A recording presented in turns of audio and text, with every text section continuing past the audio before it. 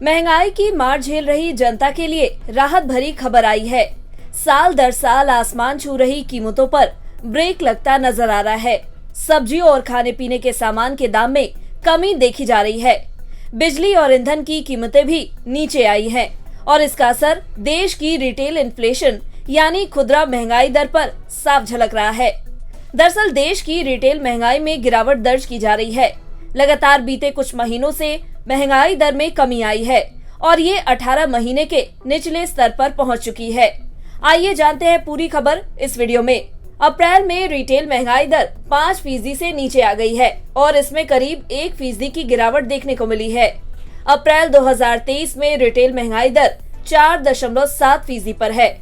वहीं इससे पहले मार्च के महीने में महंगाई दर 5.66% पर रही थी।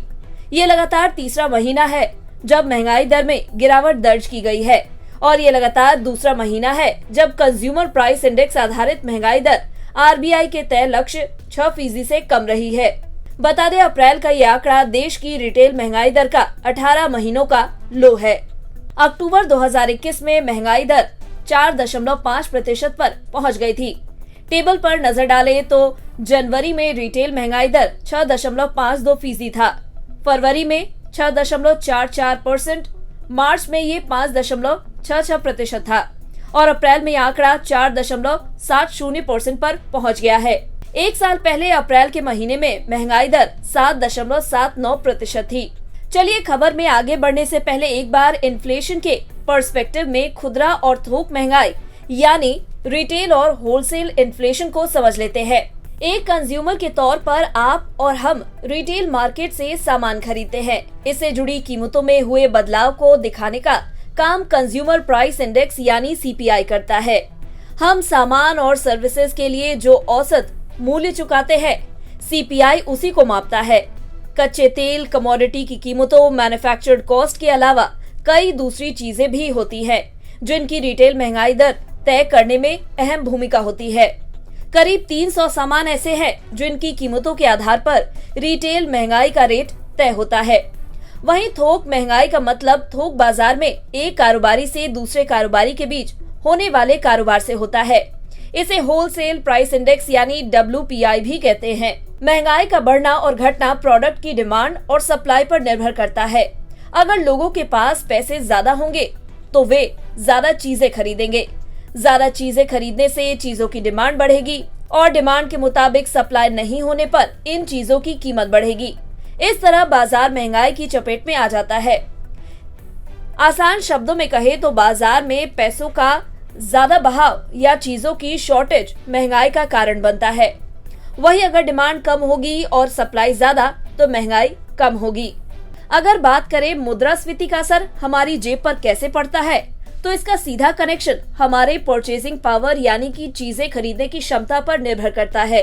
जैसे कि अगर महंगाई दर 7% है तो आपकी जेब में पड़े 100 रुपए की वैल्यू 93 रुपए हो गई। ऐसे में आप 100 रुपए में केवल 93 रुपए की वैल्यू की चीजें खरीद सकेंगे। चलिए अब आगे बढ़ते हैं। अप्रैल 2023 के रिटेल महंगाई दर के आंकड़ों को देखें तो रूरल और अर्बन महंगाई दर में भी गिरावट दर्ज की गई है।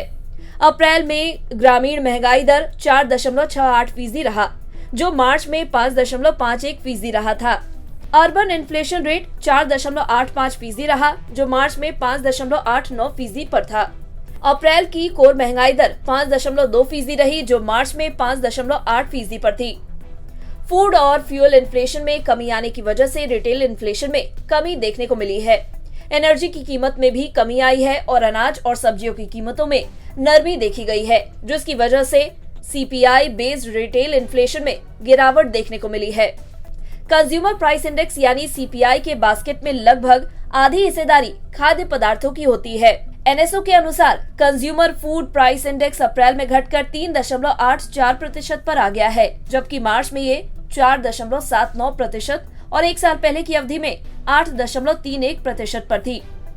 अनाज, दूध और फलों की ऊंची कीमतों और सब्जियों की कीमतों में धीमी गिरावट के कारण खुदरा महंगाई दर दिसंबर 2022 में 5.7% से बढ़कर फरवरी 2023 में 6.4% पर पहुंच गई थी। अप्रैल में सब्जियों की महंगाई दर में 6.50% की गिरावट देखी गई।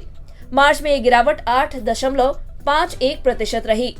महीने दर महीने आधार पर अप्रैल में बिजली और फ्यूल की महंगाई दर 8.91% से घटकर 5.52% पर रही है।